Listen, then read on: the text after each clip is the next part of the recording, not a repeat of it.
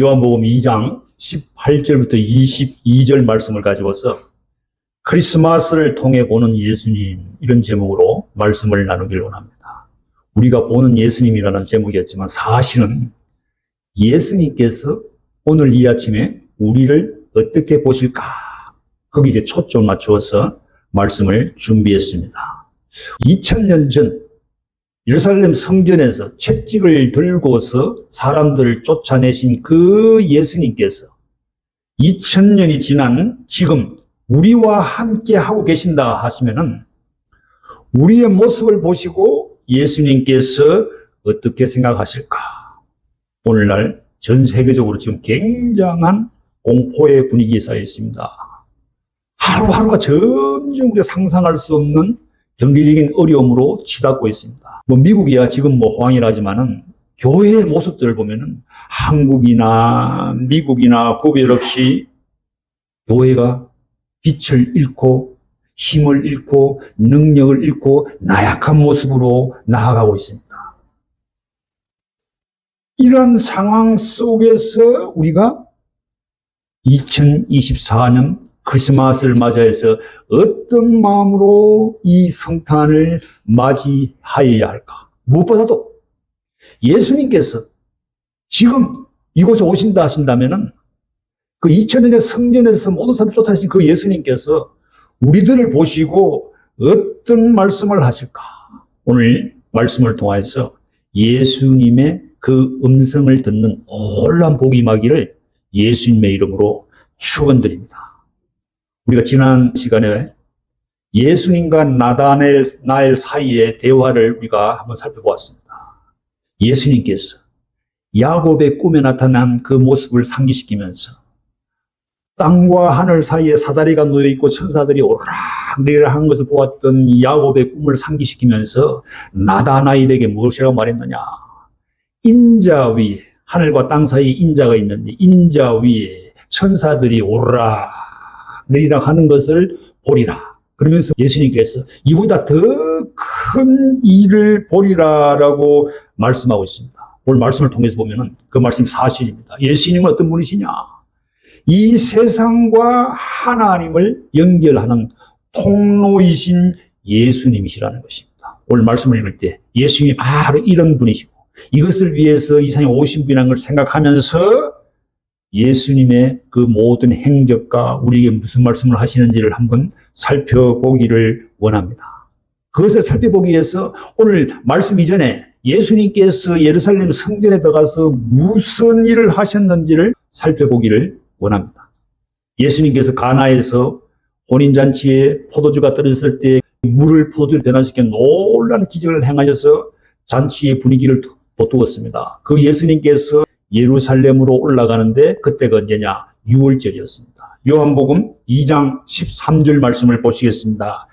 유대인의 6월절이 가까운지라 예수께서 예루살렘으로 올라가셨다. 예수님께서 예루살렘 올라가신 때가 언제냐?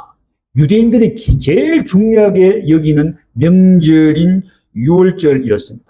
가나의 혼인잔치에서 기적을 행하시고 그 어머니 마리아와 그 제자들 여러 사람들이 굉장히 즐거운 시간을 보냈는데 그런 마음과 기분으로 지금 예루살렘으로 올라가는데 6월절이라 우리나라 달력으로 말하면 3월, 4월입니다. 제일 좋은 호시절, 봄의 그 시즌에 주님과 제자들이 기분 좋게 6월절을 맞이하여서 성전에 올라갔습니다. 6월절은 유대인들에게 있어서 가장 중요한 명절입니다. 우리가 기억하듯이 하나님께서 이스라엘 백성들을 애굽의 노예에서 건져냈던 것을 기념하는 것이 6월절입니다.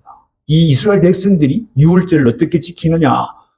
일주일간 무교절로 지킵니다. 무교절은 누룩을 넣지 않은 빵을 먹는 기간입니다. 왜 이 유대인들이 무교절로 6월절을 지키느냐?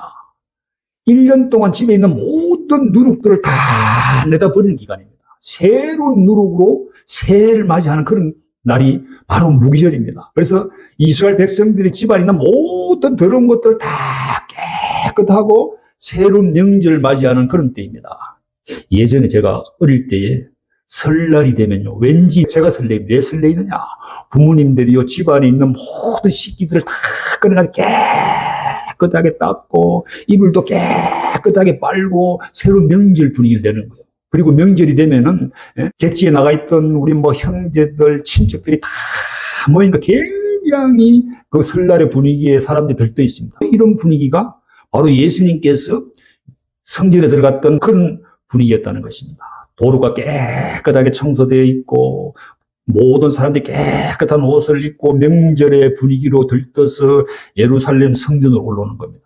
그렇지만 예수님께서 그런 것들을 다 겪으면서 예루살렘 성전에 들어갔을 때에 예수님의 마음이 어떠하였느냐. 요한복음 2장 14절 말씀을 보시겠습니다. 성전 안에서 소와 양과 비둘기 파는 사람들과 돈 바꾸는 사람들이 앉아 있는 것을 보시고, 예수님께서 기쁘고 즐거운 마음으로 성전에 들어갔는데, 예수님께서 성전에 들어가서 본 것은 무엇이냐?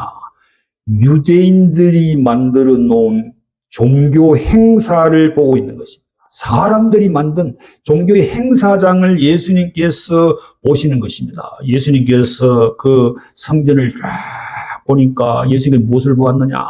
양과 염소와 비둘기와 여러 가금류를 팔고 사는 현장들을 보았습니다. 그리고 사람들이 돈을 바꿔야 됐습니다. 왜? 예루살렘 성전에 들어가면 성전세를 내야 되기 때문에 돈을 바꾸면서, 예전에는 규격화된 돈이 아니기 때문에 이 돈의 무게가 뭐 많이 나가네 적게 나가네 서로 막 다투고 싸우는 그런 모습들을 보았습니다. 우리가 지금 2000년 전에 그 모습을 상상할 수 없지만은 그 상상을 초월하는 그런 시장바닥 같은 모습을 예수님께서 보셨습니다. 예수님이 그 모습을 보시고 묵과하고 넘어갈 수 없는 상황이었습니다. 예수님께서 큰 기대를 하시고 성전에 들어가셨는데, 성전에 들어가서 본 예수님은 굉장히 큰 실망을 한 것입니다. 사람들은 예루살렘 성전에 제사를 드릴 때에 돈 바꾸는 사람들이 있어야 들어가지요. 그리고 양과 염소와 비둘기 이런 것들을 파는 사람들이 있어야 거기서 재물을 사서 제사를 드릴 수 있으니까 이 사람이 있어야 되는 것입니다. 이 사람들은 자기들이 하는 일이 제사를 드리는데 필수적인 것이라고 강조하겠지만은, 예수님이 보실 때는 그 뒤에 있는 사람들의 마음을 본 것입니다. 성전에 들어갈 때 돈 바꿔주는 사람들은 성전의 제사를 위해서 돈을 바꿔주느냐? 사실은 자기들의 주머니에 돈을 집어넣기 위해서입니다. 돈을 바꿔줘야 됩니다. 각지의 사람들이 몰려왔는데 각지에 쓰는 사람들의 돈이 다른 겁니다. 그러니까 예루살렘 성전에 통용되는 돈으로 바꿔줘야, 세계를 바꿔줘야 되는데 그냥 바꿔주느냐? 그냥 안 바꿔주지요. 우리 기업기 도로 밖에 가면 여기도 보면은 책 캐싱하는 여기 비즈니스 영업장이 있는데 밤새도 24시간 한다. 저 사람들이 왜 24시간 저기에서 책 캐싱 하겠습니까? 떨어지는 것이 있기 때문에. 그런데 그 당시에는 엄청난 폭리를 취했다고 기록이 되어 있습니다. 그러니까 2-3개를 바꿔주는데 성인 남자의 하루에 일당을 주머니에 집어넣었다는 것입니다. 그러니까 이 사람들이 엄청난 폭리를 취했기 때문에 그 당시 예루살렘 성전의 금고에는 항상 많은 금은 보화가 넘쳐났다고 기록이 되어 있습니다. 그리고 예루살렘 성전에 들어가면 소와 양과 염소와 비둘기를 사고 파는 사람들이 있었는데, 그 사람들이 이런 짐승들을 팔면서 또 폭리를 취하는 것입니다. 왜 사람들이 예루살렘 성전에서 희생제사에 쓸 이 짐승과 새와 이런 가금류들을 사야 되느냐? 자기 고향에서 아무리 건강한 짐승들을 데리고 출발하지만은 예루살렘 성전에 도착하게 되면 다 지치고, 그래서요 제사에 적합한 그런 상태가 아닐 수도 있습니다. 그래서 이 사람들이 그런 사람들의 편의를 봐주기 위해서 성전에서 이 짐승들을 팔고 있는데, 그 짐승을 파는 사람들 중에서 검사관이 있습니다. 이 짐승은 하나님께 드릴 수 있는지 없는지 판정하는 사람인데, 이런 판정관이 되기 위해서 기록에 하면 그렇습니다. 한 1년 반, 18개월 정도를 농장에 가서 짐승을 연구하고 그렇게 와서 판정을 한다고 그러는데, 이 사람들이 판정하는데 보면 어떤 때는 보면은요, 기가 막히는 것이 있다는 것입니다. 뭔가 오늘은 건강해 보이는데 하루만 지나면 병드는 그런 것들이 있다는 거예요. 그걸 판다는 거예요.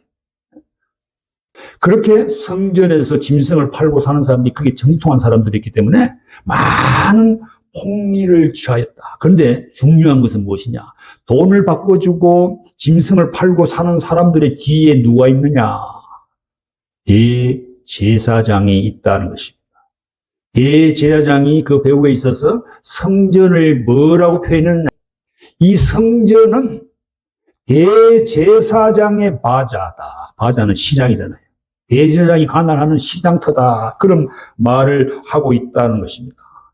이러한 행위를 보시고 예수님께서 분노를 발하셨습니다. 그 분노를 발한 근거가 어디 있느냐? 예수님께서 채찍을 드셨다는 것입니다. 요한복음 2장 15절 말씀을 보시겠습니다. 노건으로 채찍을 만드사 양이나 소를 다 성전에서 내쫓으시고 돈 바꾸는 사람들의 돈을 쏟으시며 상을 엎으시고.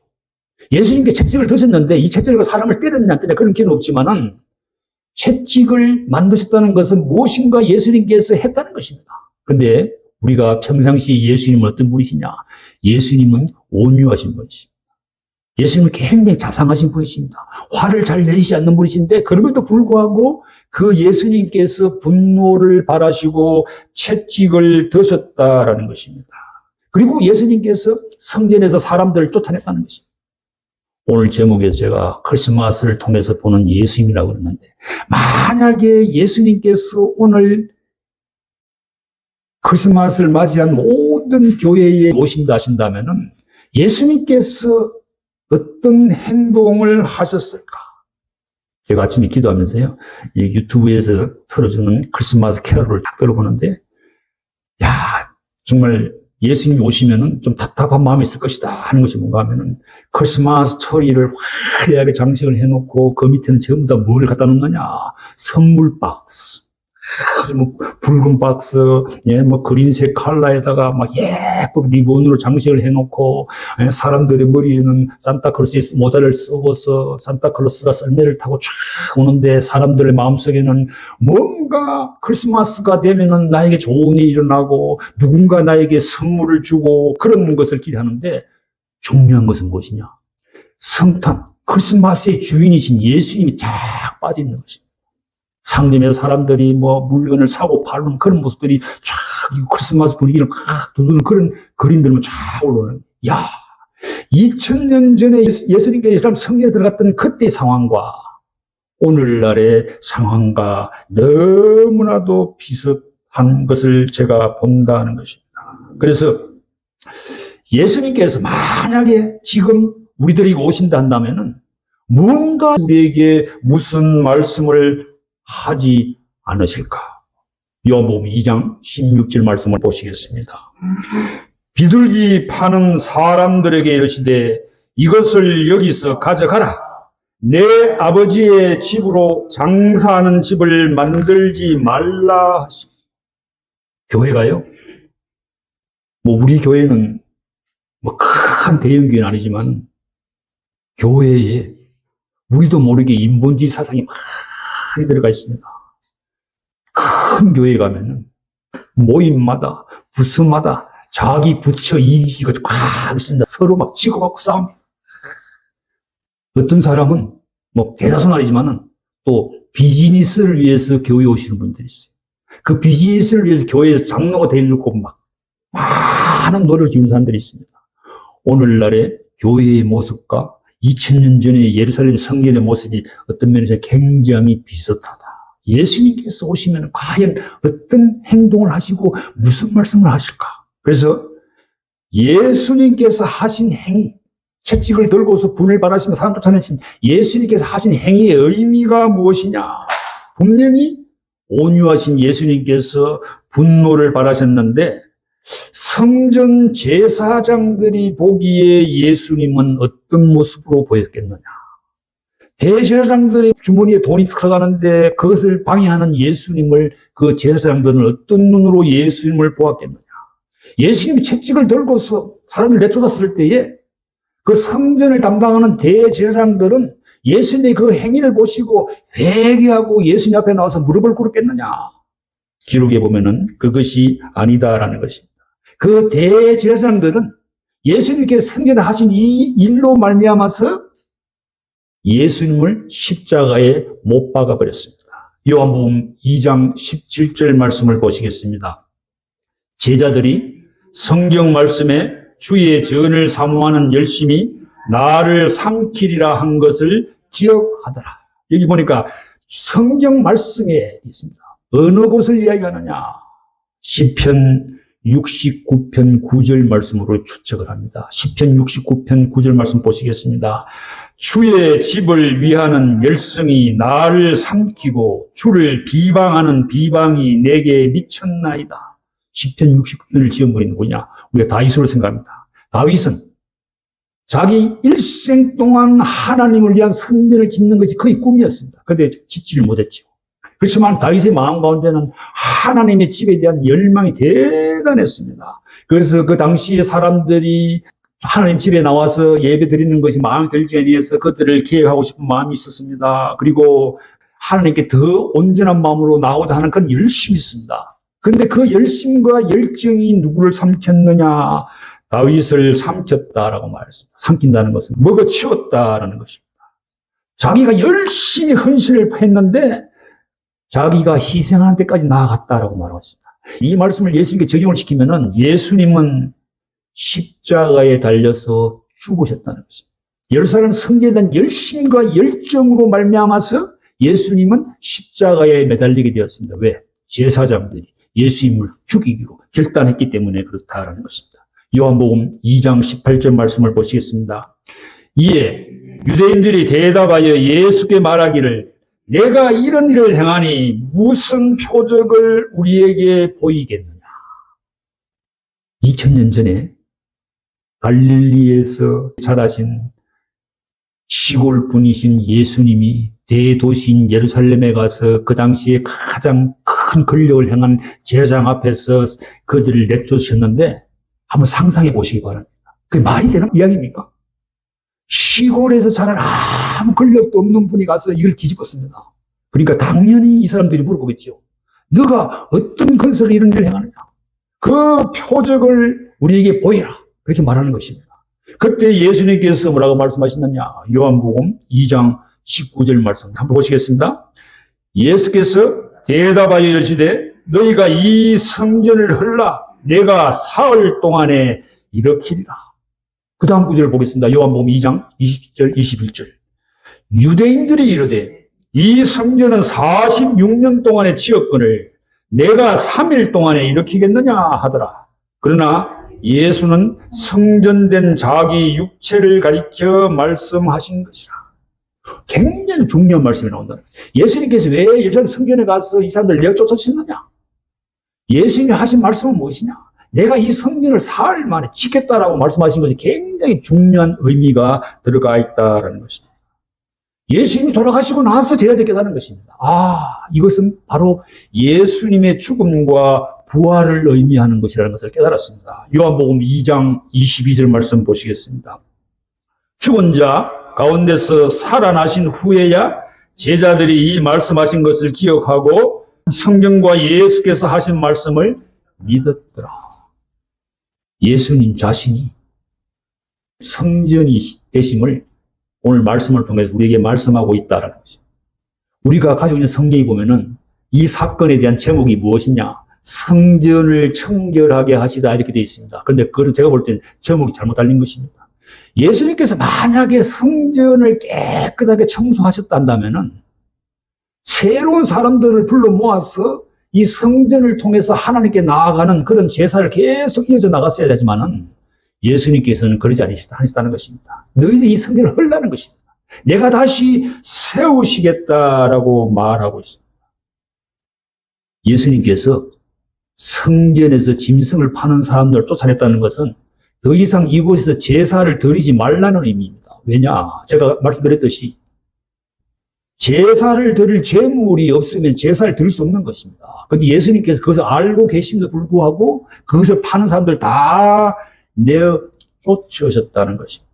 그리고 예루살렘 성전에 들어갈 때는 누구든지 남자면 반세겔의 성전세를 내고 들어가야 되는데 자기들이 가지고 온 돈의 화폐가 다르기 때문에 분명히 환전상이 있어야 돈을 받고 들어갈 수 있는데 예수님이 그 사람들 다 쫓아내어 버렸다는 것입니다. 이것은 무슨 말씀이냐? 이 성전은 더 이상 필요가 없다라는 것입니다. 인간이 세운 성전에 하나님이 임재하지 않는다는 것을 우리에게 말씀하고 있습니다. 지금도 이스라엘에 가면은 이 유대인들이 성전을 짓지 못해서 안달하고 있습니다.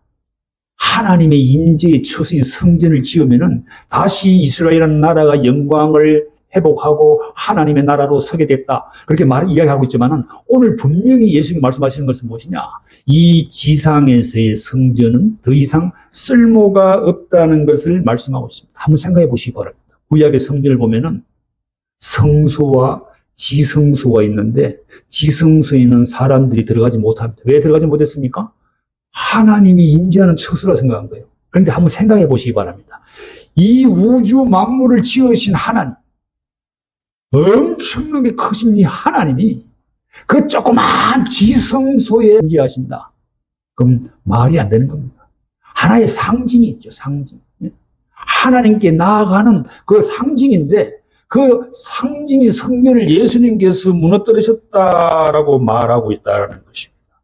그래서 성전은 더 이상 필요가 없음에도 불구하고 구약 성경을 보면 하나님께서 왜 모세를 통해서 성전을 지으라고 말씀하셨을까? 그런데 성전도 그냥 지으라는 것이 아닙니다. 지붕은 무엇으로 하고 높이가 얼마고 넓이가 얼마고 길이가 얼마고 재료들은 무슨 나무를 쓰고 아주 상세하게 하나님께서 모세에게 말씀을 하시고 거기에 올라가는 제사장들도 있는 옷에 대해서 상세하게 말씀을 하시고 어떤 때는 소제 곡식으로 제사를 드리고 어떤 때는 비둘기를 잡아서 제사를 드리고 염소를 올리고 황소를 올리고 상세하게 하나님께서 제사에 대해 말씀하시는데 왜 하나님께서 그렇게 말씀하셨느냐?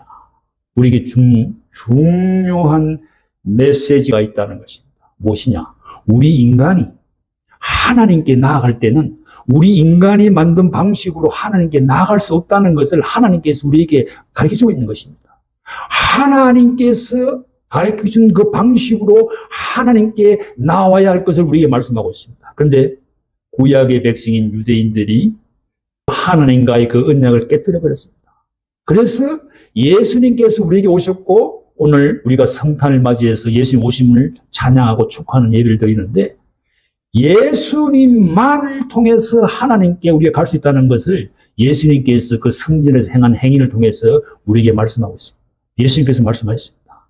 나는 길이요 진리요 생명이니 나로 말미암지 않고는 아버지께로 올 자가 없느니라.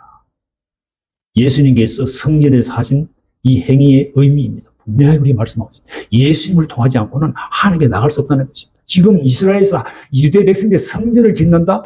그건 정말 너무 하나님을 불경스럽게 만드는 것입니다. 하나님의 아들 예수 그리스도를 우리에게 주셨다는 것입니다. 그래서 새 성전을 세우신 새 성전이신 예수님께서 우리에게 주시는 메시지는 무엇이냐?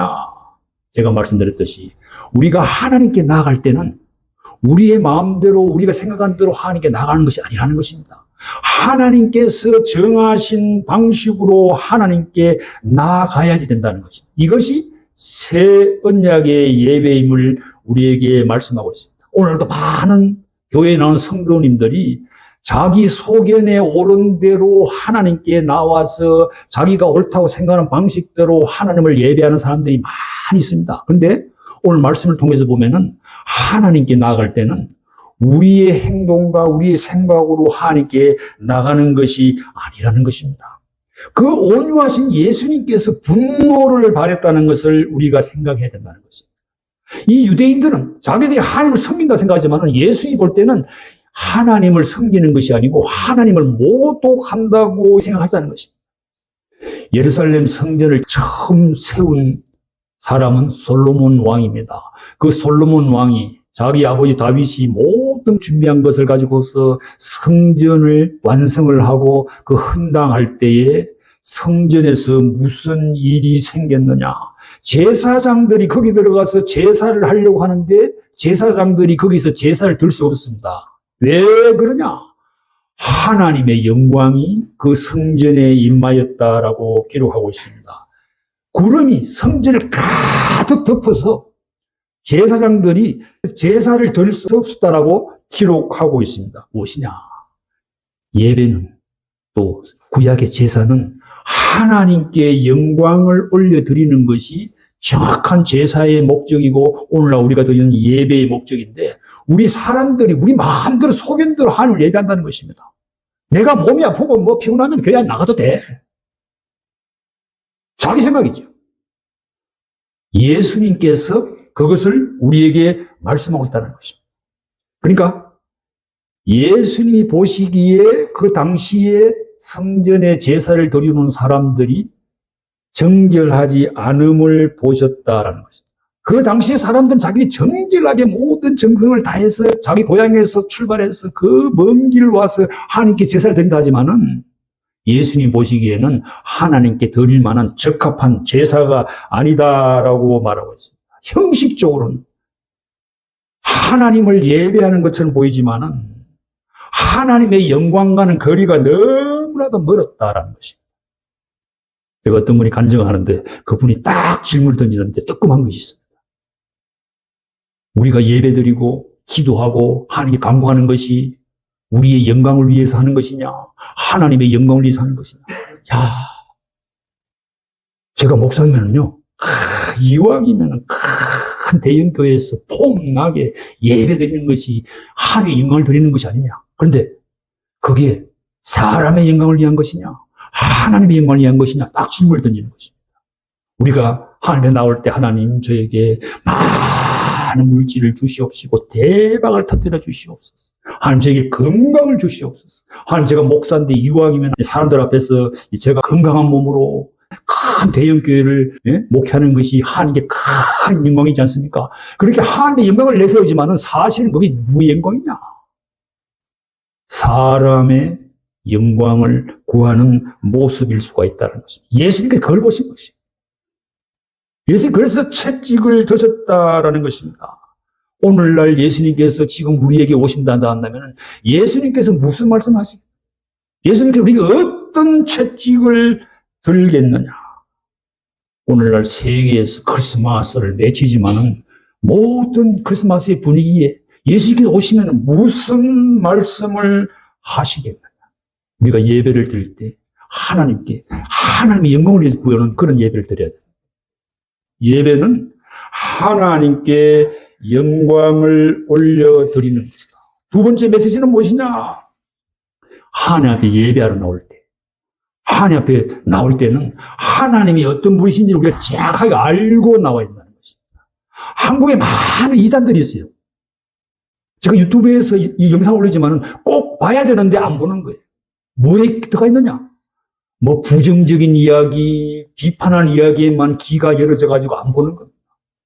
하나님께 예배하러 나올 때는 하나님이 어떤 분이시고 하나님께서 우리에게 무엇을 요구하시고 원하시고 계시고 우리가 어떻게 나가는지를 우리가 분명히 깨닫고 나가야지 된다라는 것입니다.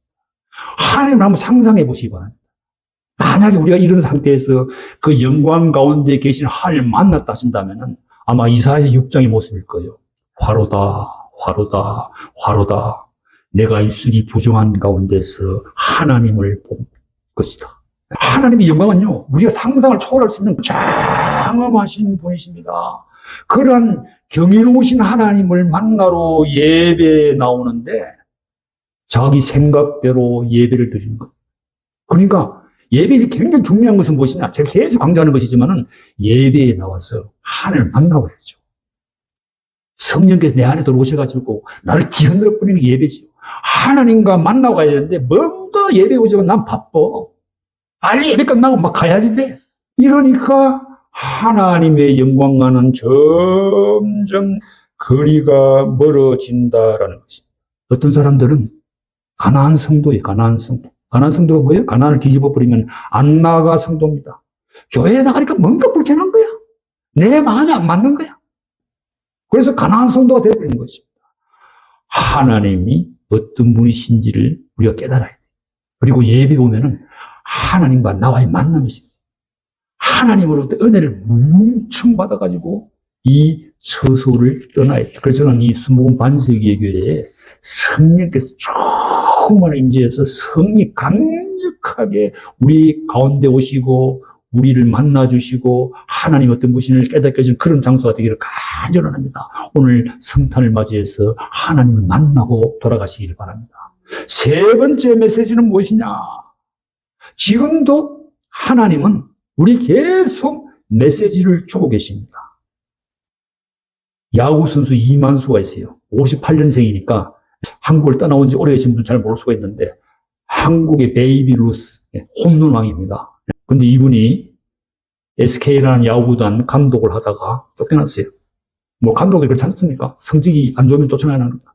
그러니까 이분이 너무너무 창피해서 미국으로 도망을 왔는데 도망을 오니까 뭐 야구니까 미국 구단에 가서 일을 하는데 미국에서 프로 구단들이 이만수가 뭐 한국에서 뭐 프로 야구 선수고 뭐 홈런왕이 알아줍니까? 아무도 안 알아주죠. 이 시카고 화이트삭스에 가가지고 코치를 하는데 메이저리그도 아니고 1부, 2부, 한 3부 리그쯤 되는 데서 3루 코치를 주는 거예요. 3루 코치. 그것도 주니까 이만수라는 양반이 너무 고마워가지고, 그러니까 너무 신나가지고 막 그 3루 코치를 하면서 막 사인을 막 보내는 겁니다. 막 야단을 내는 거예요. 그런데 이만수라는 이 야구 선수가 깨달은 것이 있습니다. 뭐냐. 야, 내가 막 타자, 뭐 주자에게 막 사인을 막 내보내는데, 하나님께서 자기에게 수많은 사인을 준다는 그때 깨달은 거예요. 야, 하나님은 지금도 나에게 이렇게 메시지를 주시고 사인을 주시는데 내가 이제 그걸 깨닫지 못했다는 것입니다. 예수님께서 지금 우리에게 오시면은 분명히 무슨 말씀 하시지만은 우리 마음속에 예수님께서 하시는 말씀이 있습니다. 성탄을 맞이해서 크리스마스를 맞이해서 하나님과 내가 만나는 놀라운 축복을 받으시기를 예수님 이름으로 축원드립니다.